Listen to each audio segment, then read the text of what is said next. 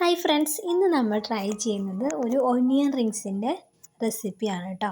അപ്പോൾ എല്ലാവർക്കും അറിയണത് തന്നെയാണ്, എന്നാലും നമുക്കൊന്ന് ട്രൈ ചെയ്ത് നോക്കാം. അപ്പം നമ്മൾ 2 സവാളയാണ് കേട്ടോ എടുത്തിട്ടുള്ളത്. ഇത് റൗണ്ടായിട്ട് 3 പീസായിട്ട് റൗണ്ടായിട്ട് കട്ട് ചെയ്യണം കേട്ടോ. അപ്പോൾ നമുക്കിതുപോലെ കട്ട് ചെയ്തെടുക്കാം. അത്യാവശ്യം കുറച്ച് തിക്കിലായിക്കോട്ടെ കേട്ടോ, കുഴപ്പമില്ല. നമുക്ക് റിങ്സൊക്കെ വേറെ വേറെ ആക്കിയെടുക്കാം. 2 കൈ കൊണ്ട് ചെയ്യുന്നതായിരിക്കും കേട്ടോ നല്ലപോലെ കിട്ടാൻ നല്ലത്.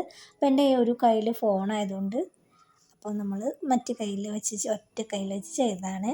അപ്പോൾ നമ്മുടെ റിങ്സൊക്കെ റെഡിയാക്കി എടുത്തിട്ടുണ്ട്. ഇനി നമുക്കിതിലേക്ക് ഒരു ബാറ്റർ തയ്യാറാക്കണം.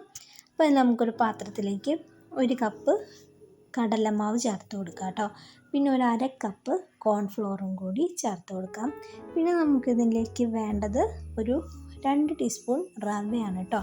റവ വേണമെന്നില്ല കേട്ടോ, വേണമെങ്കിൽ ഇടാം. ഇനി നമുക്ക് ചില്ലി, ടർമറിക് പൗഡർ, പിന്നെ കുറച്ച് ഗരം മസാല പൗഡർ ഒക്കെ ചേർത്ത് നന്നായിട്ടൊന്ന് മിക്സ് ചെയ്ത് കൊടുക്കണം. ഉപ്പും കൂടെ ചേർത്ത് കൊടുക്കണം കേട്ടോ. കുറച്ച് വെള്ളം ഒഴിച്ചാൽ മതി, ഒത്തിരി ലൂസാവരുത്. അപ്പം നമ്മുടെ ബാറ്റർ ഇത്രയും തിക്കായിട്ട് നമുക്കൊന്ന് റെഡിയാക്കി എടുക്കാം കേട്ടോ. ഇനി നമുക്ക് വേണമെങ്കിൽ നമുക്കിതിലേക്ക് കുറച്ച് എള്ള് ചേർത്ത് കൊടുക്കാം കേട്ടോ. ഒരു ചുമ്മാ ചേർത്ത് കൊടുക്കാമെന്ന് മാത്രം. അതിങ്ങനെ ഡിപ്പ് ചെയ്യുമ്പോൾ അതിൽ ഫ്രൈ ചെയ്ത് വരുമ്പോൾ ഇതിൻ്റെ ഡോട്ട്സ് ഇങ്ങനെ കാണാമല്ലോ, അതിന് വേണ്ടിയിട്ടാണ്. അപ്പോൾ നമുക്കിനി ഇതിലേക്ക് നന്നായിട്ടൊന്ന് മുക്കി കൊടുക്കാം കേട്ടോ.